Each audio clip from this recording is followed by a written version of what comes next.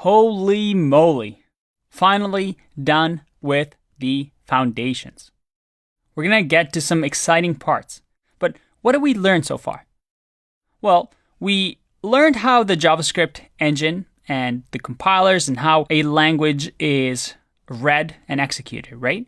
And then once a language like JavaScript is executed, we learned about execution context, how every function invocation creates an execution context.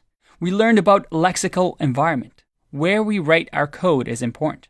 We learned about the scope chain, a way for us to look for variables and see what we have access to.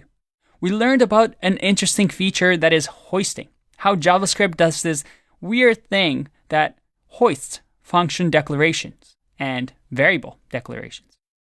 We learned about function invocation and some of the interesting properties when we create new functions, such as getting the arguments parameter, or sometimes even modifying the this keyword.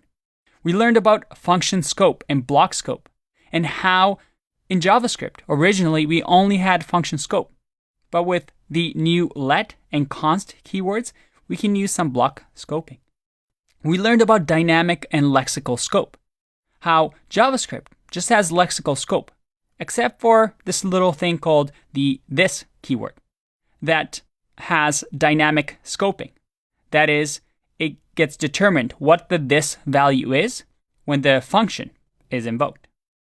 We also learned how to master the this keyword, the benefits of having the this keyword, how to use call, apply, and bind.